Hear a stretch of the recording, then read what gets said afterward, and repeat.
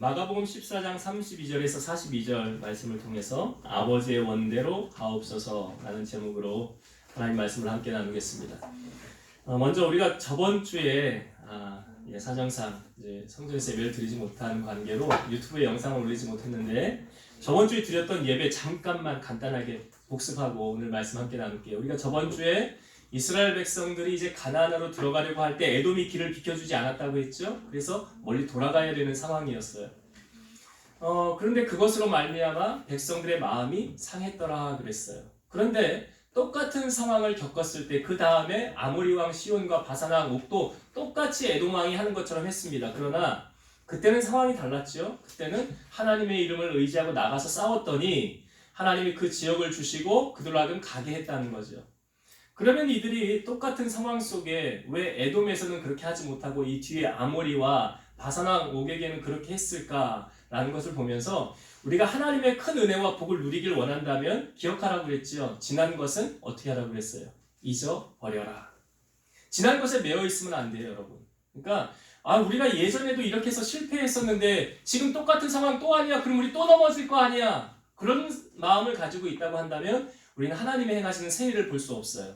그래서 우리에게 새 일을 행하기 위한 조건이 있었죠. 너희는 이전 것을 기억하지 말며 옛적 일을 생각하지 말라. 보라, 내가 새 일을 행하리니 광야의 길을 사막의 강을 내리라. 그러니까 하나님의 새로운 역사를 맛보길 원하십니까? 그럼 여러분 지난날의 아픔과 상처, 과거를 묻어두시고 잊어버리셔야 돼요. 그리고 새롭게 출발하는 거예요. 그러니까 하나님이 이스라엘 백성들에게 그것을 첫 번째로 원하셨어요. 그리고 이스라엘 백성들이 갈 때 길 때문에 원망하니까 불평하니까 하나님이 어떻게 하십니까? 불뱀을 보내셨더라는 거예요. 여러분, 나쁜 것에는 전염력이 빠릅니까? 안 빠릅니까? 빠르다고 그랬어요. 애들이요, 좋은 것보다 나쁜 거 먼저 배운다고 그랬죠. 놀이터 가면 욕부터 배우는 거예요. 그러니까 나쁜 것에 전염력이 빠르니까 하나님이 그냥 가만히 보고 계시면 얘네 안 되겠는데? 나쁜 것에 전염력이 이렇게 퍼지니까 안 되겠다 해서 하나님이 불뱀을 보내시는 거예요. 왜요? 깨닫게 하기 위함이죠. 그러니까 불뱀을 보내지 않았다고 한다면 이 악한 전염성이 멀리 더 퍼졌을 거예요. 더 많은 사람들이 죽게 되었을지 몰라요. 그러니까 하나님의 사랑의 표현으로 불뱀을 보낸 거예요. 때로는 우리가 살면서 원치 않게 고난을 당할 수가 있어요. 어려움을 만날 수가 있어요. 시편의 기자는 말하죠. 고난당한 것이 내게 유익이라. 이로 말미암아 내가 주의 율례를 배우게 되었나이다. 내가 이것을 알지 못하였을 때는 내 마음대로 행하였는데 알고 보니까 하나님의 은혜였더라.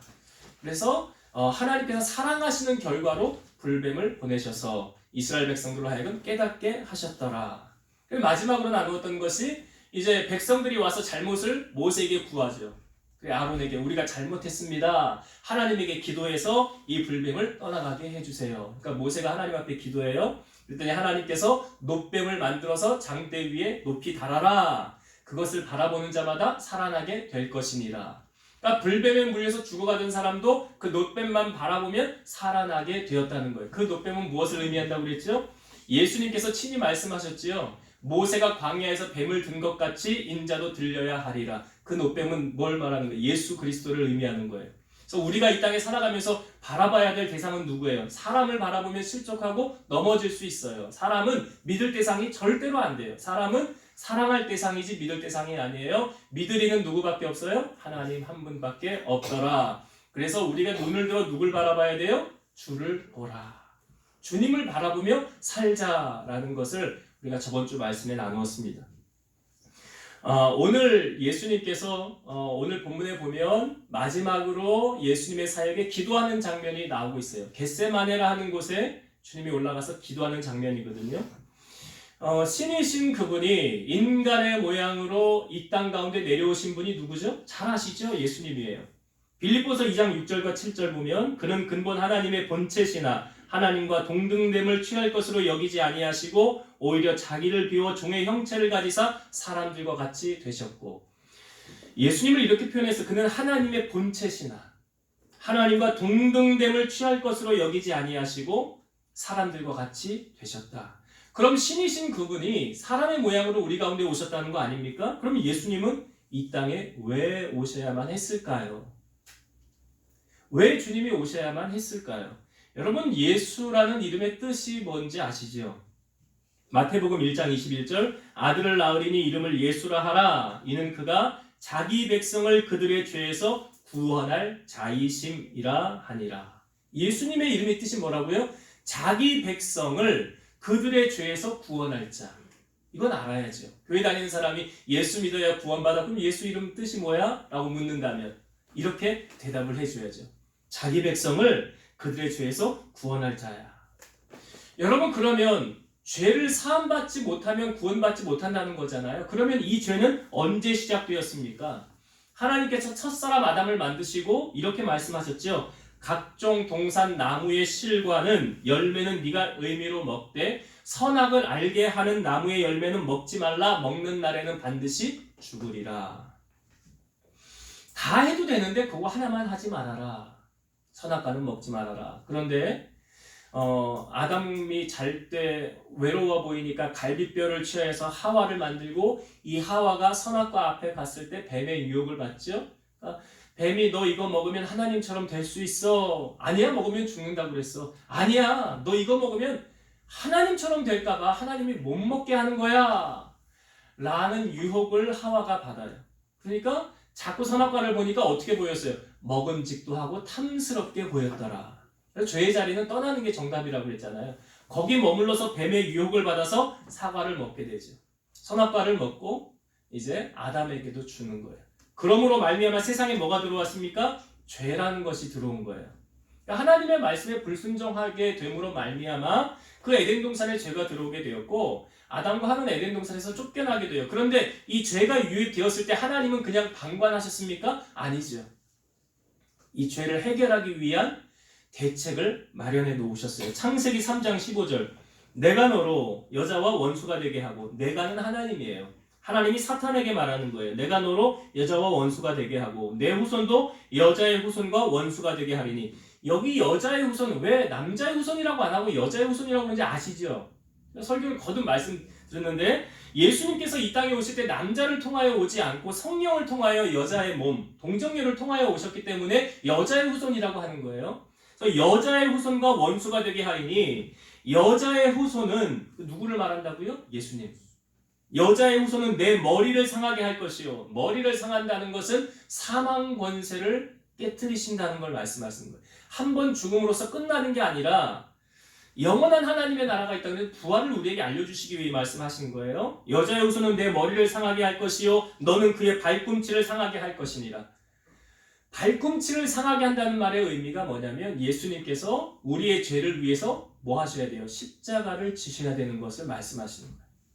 십자가 지신다는 것을 여기서 말씀해주고 있는 거예요. 로마서 5장 18절 그런즉 한 범죄로 많은 사람이 정죄에 이른 것 같이 그렇죠.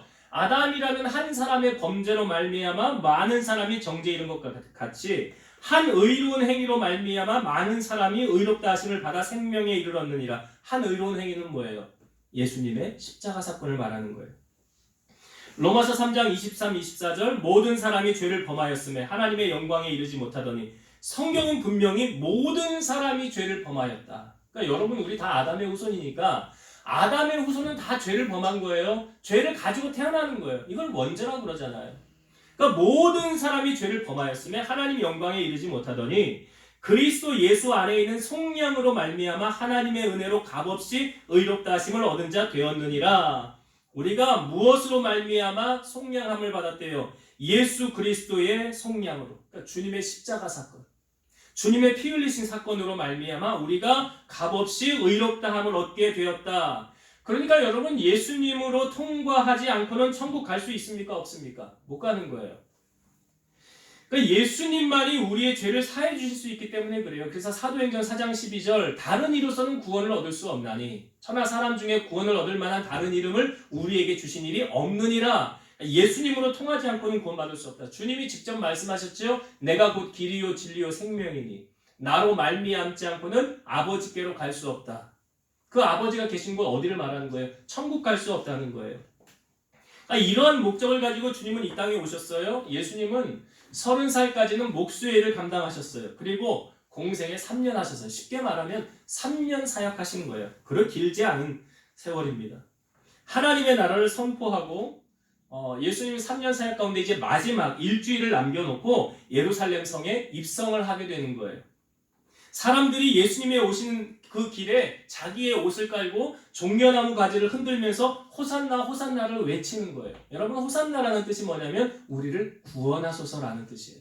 그러면 지금 사람들이 모여서 예수님이 올 때 호산나 호산나 이 외침은 정말 예수님께서 이 땅에 오셔서 우리 죄를 사해 주시고 우리를 구원해 주시려고 그 구원을 완성하기 위해서 주님이 이 땅에 오시는구나 라고 알면서 사람들이 호산나를 외쳤을까요? 아니죠. 호산나의 그 의미는 우리를 구원하소서이지만 그들이 외쳤던 호산나는 이제 우리가 예수님이 우리의 왕이 되면 야, 너네 오병이어의 기적 알잖아. 우리 굶어 죽을 사람 없어. 저 사람 왕이 되면 우리 이제 먹고 살 걱정 안 해도 돼. 야, 몸이 아픈 사람 주님 앞에만 와봐라. 다 고쳐주시더라. 못 고칠 병이 없더라. 육신의 고통도 이제 끝이야. 저분이 왕이 되면 우리 유토피아를 건설하고 우리 이제 행복하게 살아갈 수 있을 거야. 예수님께서 인류의 왕으로 오신 거는 맞는데 지금 호산나를 외치는 그들의 외침은 예수님을 육신의 왕으로 맞이하려고 하는 그 사람들의 모습을 보여주고 있어요. 그러니까 본질을 이해하지 못하고 육신적인 왕으로만 예수님을 추대하려고 하기 위해 그들이 호산나를 외치고 있는 거예요. 여러분, 오늘 우리도 예수님을 잘못 믿으면 이런 기복주의에 빠져서 우리도 이 무리들과 같이 호산나 호산나 이렇게 외칠 수 있어요. 왜요? 예수님, 나 경제적인 문제 해결해 주세요. 예수님, 나 육신의 질병 고쳐주세요. 예수님, 나 인간적인 문제 해결해 주세요. 내 사업 정리해 잘 되게 해주시고 내 모든 것 형통하게 해주시고 내 자녀 잘 되게 해주세요. 이게 뭐예요? 이게 기복주의예요. 그러기 위해 우리가 예수를 믿는 게 아니라는 거죠. 그건 부차원적인 거예요. 그냥 자연히 따라오는 거예요. 결국 세상적인 것을 추구하던 이들은 자기들이 원하던 길을 가지 않는 예수님을 결국은 십자가에 못 박게 하는 결과를 낳아요. 예수님을 재판하기 전에 한 사람을 놓아주는 전례가 있었잖아요. 예수님과 바나바는 강도였어요. 바나바와 예수님 둘 중에 누구를 너희 놓아주길 원하느냐 할 때 사람들이 다 누구 놓아주래요? 바나바 놓아주래요. 왜? 예수님이 자기들이 원하는 왕처럼 그렇게 하지 않으니까. 본질을 알지 못하니까 바나바를 그래서 놓아준 거 아닙니까? 예수님이 그래서 결국 십자가를 지게 되었다는 거예요. 세족식과 성만찬을 마친 후에 특별히 수제자라고 하는 오늘 본문에 나오는 3명 베드로와 야고보와 요한을 데리고 예수님이 겟세마네 동산에 오르십니다. 이때 예수님의 마음이 어떻습니까? 오늘 성경에 보면 예수님께서 그들을 데리고 가는데 심히 놀라시고 슬퍼하사라고 33절 표현되어져 있어요. 예수님의 마음이 심히 놀라시고 슬퍼하사. 그러니까 예수님이 지금 이게 목요일 저녁이거든요. 예수님이 십자가 금요일날 지셨잖아요. 이제 내일이면 십자가를 지시기 전날 저녁이에요. 마지막 날 저녁이에요.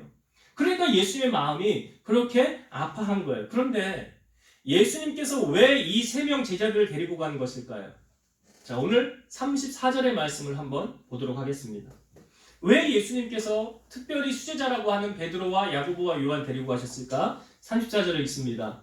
말씀하시되 내 마음이 심히 고민하여 죽게 되었으니 너는 여기 머물러 깨어 있으라 하시고, 예수님께서 지금 예수님의 마음을 제자들에게 표출하셨어요. 내 마음이 심히 고민하여 죽게 되었으니.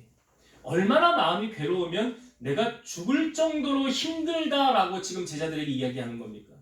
너무너무 그런 심정을 주님이 지금 제자들에게 말하고 있어요. 그러면서 말씀하시기를 너희는 여기 머물러 깨어 있으라.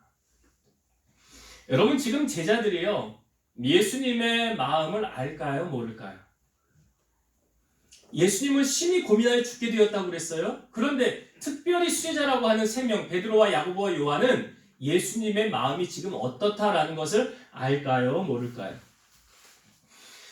예수님께서 3년밖에 사역을 하지 않으셨다고 그랬어요. 3년 사역하시면서 예수님께서 그 제자들에게 내가 이 땅에 온 목적을 3번 말씀하십니다. 마태복음 16장 21절 첫 번째로 말씀하신 곳이에요.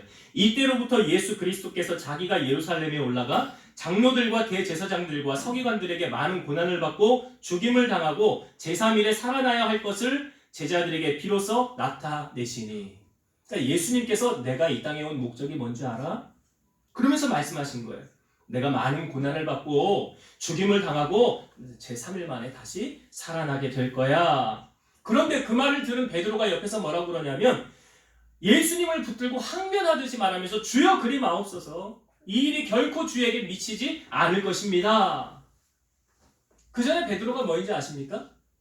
사람들이 나를 누구라 하느냐 라고 말할 때 베드로가 신앙 고백했던 부분이 바로 앞에 있었어요. 주는 그리스도시요 살아계신 하나님의 아들이십니다 라고 말했던 그 베드로가 주님을 향하여 주여 그리 마옵소서, 그렇게 하면 안 됩니다. 그랬더니 예수님이 베드로에게 이렇게 말씀하시죠. 사탄아 내 뒤로 물러가라. 너는 나를 넘어지게 하는 자로다. 내가 하나님의 일을 생각하지 않고 도리어 사람의 일을 생각하는도다. 하나님의 일은 뭐예요? 예수님이 십자가 지시는 거예요. 그리고 우리의 죄를 사해 주시는 거예요. 베드로가 생각한 그 사람의 일은 뭐예요? 육의 일 아닙니까? 마치 예수님이 예루살렘에 입성할 때 호산나 외쳤던 그 사람들처럼 육신의 것만 생각하는 거예요. 두 번째 예수님이 말씀하신 게 마태복음 17장 22, 23절 갈릴리에 모일 때에 예수께서 제자들에게 이르시되 인자가 장차 사람들의 손에 넘겨져 죽임을 당하고 제3일에 살아나리라 하시니 제자들이 매우 근심하더라. 이게 예수님 두 번째 말씀하신 거예요. 그리고 세 번째 마태복음 20장 17절에서 19절 예수께서 예루살렘으로 올라가려 하실 때에 12 제자를 따로 데리시고 길에서 이르시되 보라 우리가 예루살렘에 올라가노니 인자가 대제사장들과 서기관들에게 넘겨지매 그들이 죽이기로 결의하고 이방인들에게 넘겨주어 그를 조롱하며 채찍질하며 십자가에 못 박게 할 것이나 제3일에 살아나리라. 예수님께서 지금 동일한 주제, 동일한 말씀, 내가 예루살렘에 가서 십자가 질 거야, 고난당할 거야, 죽을 거야, 그러나 제3일에 다시 살아날 거야 라고 세 번 말씀하셨어요. 자, 제자들은 예수님의 말씀을 이해했을까요? 못했을까요? 요한복음 20장 9절 요한복음 20장 9절은 예수님이 부활하고 다음 사건이에요. 그들은 성경에 그가 죽은 자 가운데서 다시 살아나야 하리라 하신 말씀을 아직 알지 못하더라. 예수님께서 세 번이나 말씀하셨지만 그 제자들은 예수님이 죽고 3일 만에 다시 살아나야 한다는 것을 알지 못했더라 라고 성경은 말하고 있어요.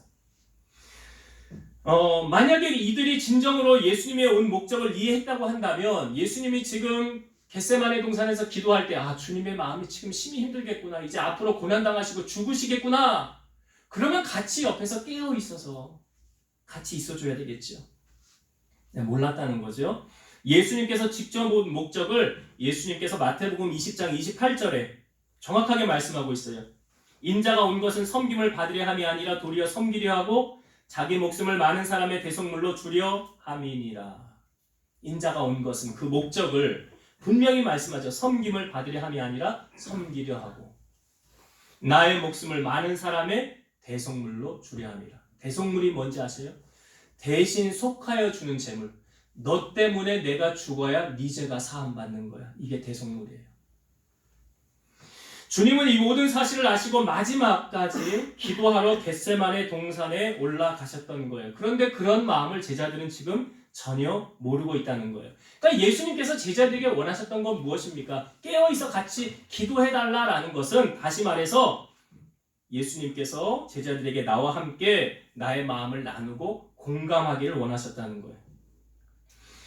너희는 여기 머물러 깨어있으라 말씀하시고 그 다음에 한 번 기도하러 오셨는데 시몬이 자고 있었죠? 제자들 자고 있었죠? 그러니까 주님 하셨던 말씀이 여기가 1시간도 깨어있을 수 없더냐? 시험에 들지 않게 깨어있어 기도하라. 마음에는 원이로되 육신이 약하도다. 이 말씀을 하시고 주님이 또 기도하러 가셨어요. 그 정도 말을 들었으면 제자들이 일어나서 기도하는 척이라도 좀 했어야죠. 그런데 주님이 기도하고 보니까 또 자고 있어요. 마지막 세 번째는 주님이 이렇게 말씀하시죠. 이제는 자고 쉬라. 그만 되었다. 때가 왔도다. 보라. 인자가 죄인의 손에 팔리느니라. 여러분, 예수님께서 얼마나 외로우셨을까요? 그 제자들과 주님의 그 마음을 함께 나누고 싶었던 그 마음이 느껴지지 않습니까? 이 주님은 제자들과 3년을 동거동락했잖아요. 그러니까 예수님은 지금 제자들과 함께 그 마음을 함께 나누고 싶었던 거예요.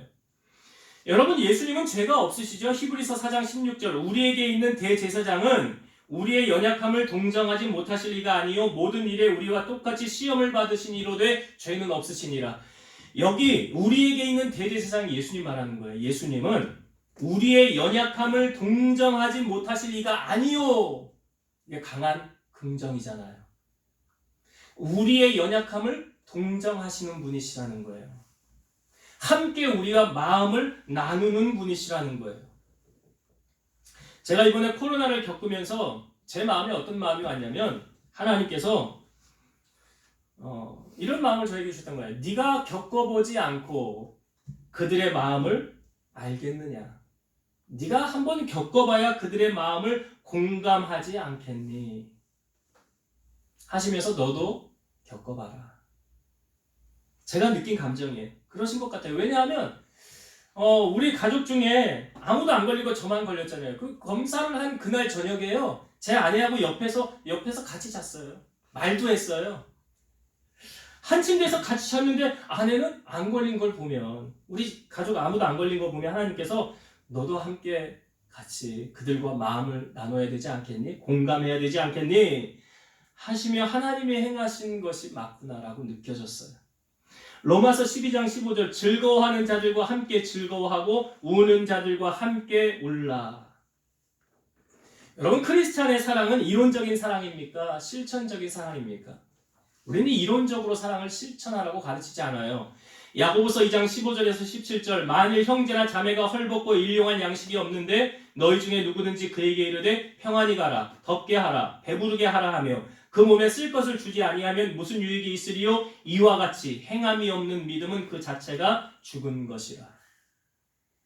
사랑을 말로만 하는 사람은 진정한 하나님의 사랑이 아니라는 거예요. 여러분, 내 안에 하나님의 사랑이 거하는지 거하지 않는지 우리가 무엇으로 점검할 수 있습니까? 요한일서 3장 17, 18절 누가 이 세상의 재물을 가지고 형제의 궁핍함을 보고도 도와줄 마음을 닫으면 하나님의 사랑이 어찌 그 속에 거하겠느냐? 자녀들아, 우리가 말과 혀로만 사랑하지 말고 행함과 진실함으로 하자. 말과 혀로, 새치 혀로 사랑하는 거 아니래요. 그런 사랑은 가십적인 사랑이래요. 잠언 3장 27, 28절 내 손이 선을 베풀 힘이 있거든 마땅히 받을 자에게 베풀기를 아끼지 말며 내게 있거든 이웃에게 이르기를 갔다가 다시 오라 내일 주겠노라 하지 말며. 여러분, 세상 사람들은요 크리스찬들을 주목하며 보고 있습니다. 그래서 잘할 때는 아무 말도 하지 않아요. 그런데 잘 못할 때는 뭐라고 말합니까? 저 예수 믿는 것들이 말이야 저런다고. 잘할 때는 아무 말 안 해요. 그런데 꼭 못할 때 손가락질하면서 예수 믿는 게 말이야. 그렇게 하면 되겠냐고. 자기들은 믿지도 않으면서. 여러분, 우리가 세상에 빛과 소금의 역할을 하라고 주님이 우리를 세상에 보내신 거예요.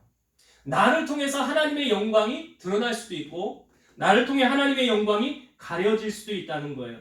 여러분, 오늘 세상은 점점 사랑이 식어지고 이기적으로 바뀌어져 가고 있지요. 주님은 오늘 우리에게 무엇을 요구하십니까? 그 세상 속에 우리를 보냈을 때 너희를 통해서 그 사랑이 나타나기를 원하시는 거예요. 바로 오늘 제자들에게 주님의 마음이 같이 공감되어지고 나누기를 주님은 원하셨다는 거죠. 우리 오늘 예수님께서 이제 이 고난주간 우리가 지나가면서 얼마나 우리가 주님의 마음을 깨닫고 주님의 마음을 알아가고 있습니까? 오늘 본문 속에 보여주는 주님의 말씀을 우리가 함께 같이 공감하며 나누는 그런 시간이 되었으면 좋겠어요. 자, 예수님께서 이 제자들을 데리고 가셨을 때 제자들은 자고 있었어요. 그런데 주님은 그때 뭐 하셨습니까? 기도하셨다는 거죠. 어떤 기도의 내용이었는지 오늘 36절을 한번 보겠습니다. 36절 이르시되 아빠 아버지여 아버지께는 모든 것이 가능하오니 이 잔을 내게서 옮기시옵소서. 그러나 나의 원대로 마시옵고 아버지의 원대로 하옵소서 하시고. 여기 보면 예수님께서 하나님을 향하여 아빠 아버지여 라고 말씀하시죠. 그리고 아버지께서는 모든 것이 가능합니다. 그러니 이 잔을 내게서 옮기시옵소서. 여기서 말하는 이 잔이 뭔지 아시겠죠? 예수님은 알고 계시면서 기도하시는 거예요. 이 잔은 바로 십자가의 고난을 말씀하시는 거예요. 그러니까 이 십자가의 이 고난을 내게서 좀 거두어 가옵소서. 나도 이거 심히 지금 이 앞에서 너무나 마음이 괴롭습니다 라고 말하는 거죠. 내게서 거두옵소서. 그러나 나의 원대로 마시고 아버지 원대로 하옵소서. 얼마나 주님이 간절히 기도했는지 땀방울이 핏방울처럼 그렇게 간절히 기도하셨어요. 똑같은 기도의 내용을 가지고 주님이 3번 기도하셨지요. 그런데 예수님의 기도에 하나님이 응답을 해주셨습니까? 안 해주셨습니까? 안 해주셨어요. 응답해주지 않으셨어요. 예수님의 기도가 받아들여지지 않았다는 거예요. 왜 그랬을까요? 이것이 바로 주님의 사명이기 때문에 그래요. 이게 바로 주님의 사명이에요. 여러분, 사명은 하고 싶다고 하고 하기 싫다고 안 하는 건 사명이 아닙니다. 하기 싫어도 해야 되는 게 사명이에요. 예수님이 지금 간절히 기도하셨잖아요. 그리고 주님께서 공생의 사역을 하시면서 3번 제자들에게 말씀하셨고, 내가 온 목적이 대속물로 내 생명을 주려 함이라 라고도 주님이 말씀하셨어요. 그러니까 이것이 주님의 사명이라는 거죠. 인류를 향한 구원의 역사, 예수님이 아니면 그 누구도 할 수 없는 거예요. 그렇기 때문에 예수님께서 꼭 이루셔야 하는 사명이셨어요. 예수님께서도 오늘 우리가 이제 묵상한 말씀 마태복음 20장 28절, 인자가 온 목적은 섬김을 받으려 함이 아니라 섬기려 하고 나의 목숨을 많은 사람의 대속물로 주려 함이니라 라고 주님 말씀하시잖아요. 이스라엘이 블레셋과의 전쟁이 있었을 때 이제 사무엘이 어렸을 때입니다. 그런데 그때 이스라엘이 전쟁에서 패하게 되었고 법궤를 빼앗기게 됐어요. 하나님의 궤를 블레셋에게 빼앗기게 됐습니다. 그런데 이 블레셋 지방에 자꾸 안 좋은 일이 일어나는 거예요. 전염병이 막 도는 거예요. 그러니까 이게 왜 우리에게 이런 일이 일어나지? 우연이 된 건가? 아니면 저 법궤 때문에 그런 건가?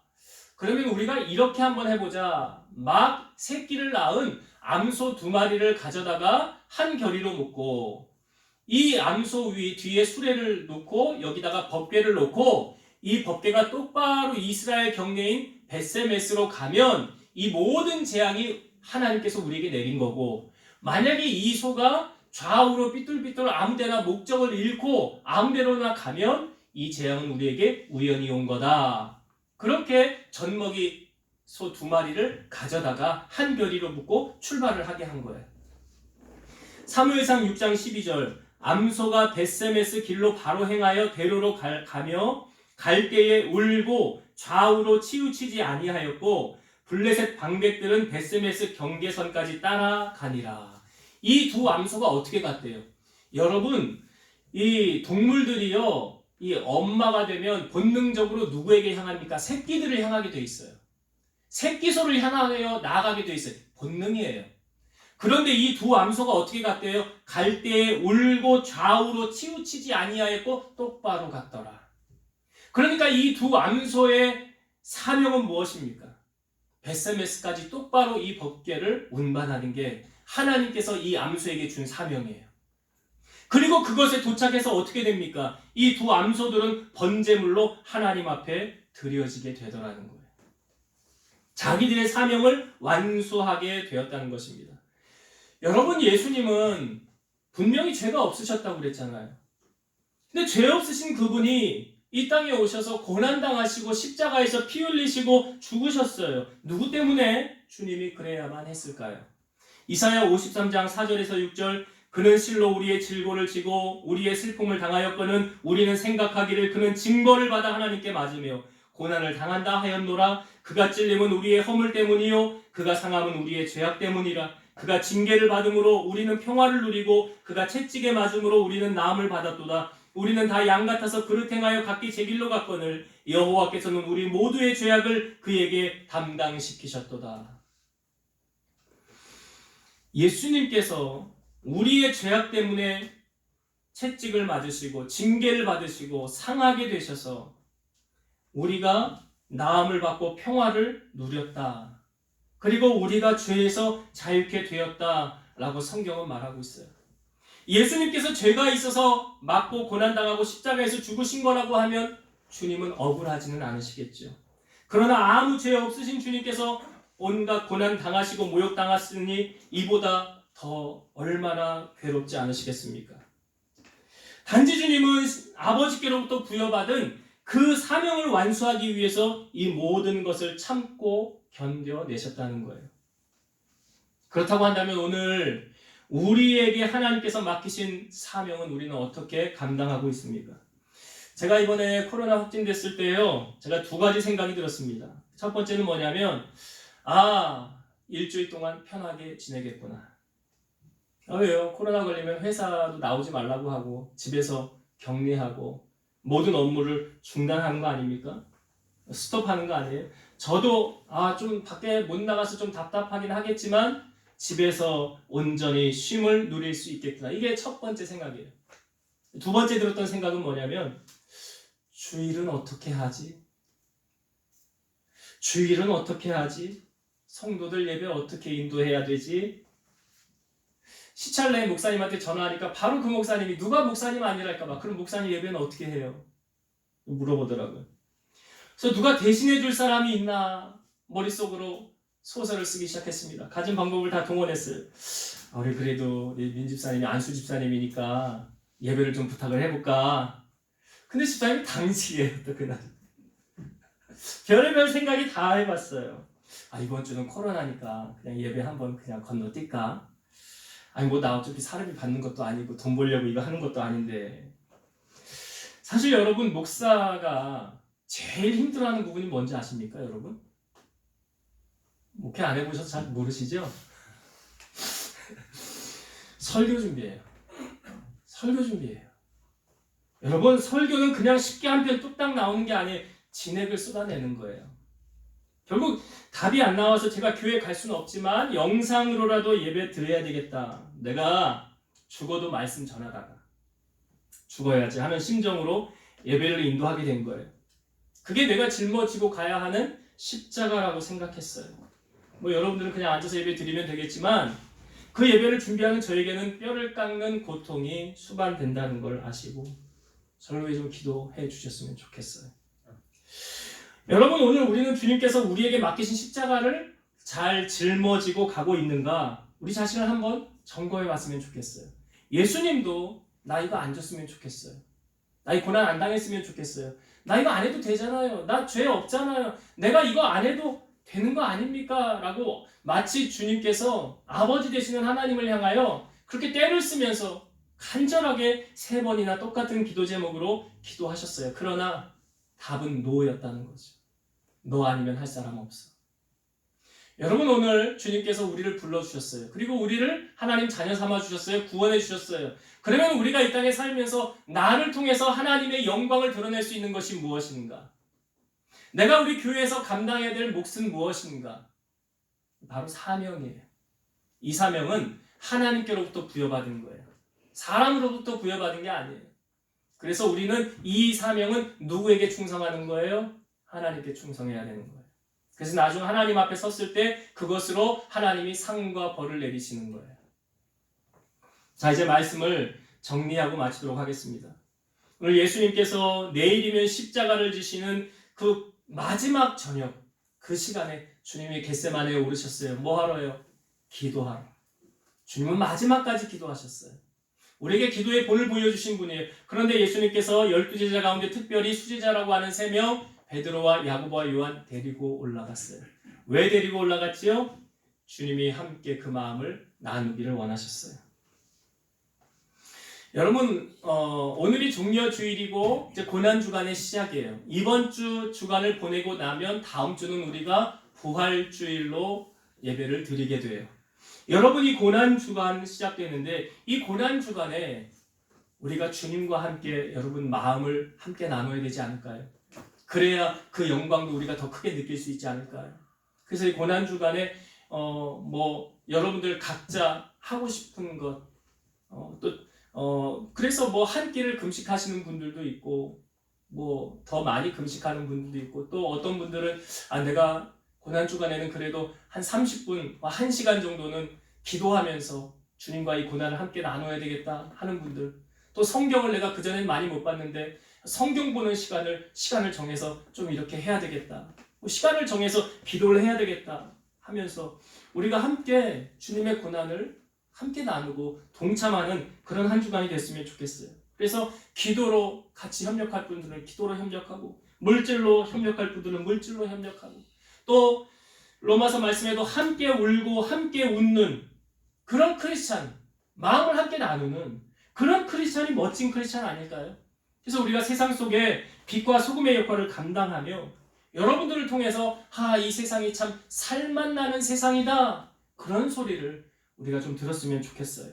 그래서 예수님과 함께 마음을 나누는 한 주간 되길 바라고, 두 번째는 주님께서도 이 장을 내게서 거두어 주옵소서의 십자가 지는 이 사명 놓지 않으셨죠. 주님께서도 마지막까지 온갖 고난과 조롱과 비난과 아픔, 고통, 이런 것을 다 주님은 친히 다 떠안으셨어요. 왜요? 이것이 주님이 짊어지고 가야 하는 사명이기 때문에 그러했어요. 오늘 하나님께서 우리에게 주신 사명은 무엇입니까? 그 사명 앞에 오늘 우리가 그냥 내어놓고 나 몰라라 하는 것이 아니라, 주님께서 이 마지막까지 이 사명 완수하셨듯이 오늘 우리에게 주신 이 사명 부여잡고 이 사명을 마지막까지 완수해서 하나님 앞에 영광을 올려드리는 성도님들이 다 되시기를 주의 이름으로 축원드립니다. 기도하시겠습니다. 살아계셔서 역사하시는 하나님 아버지, 감사합니다.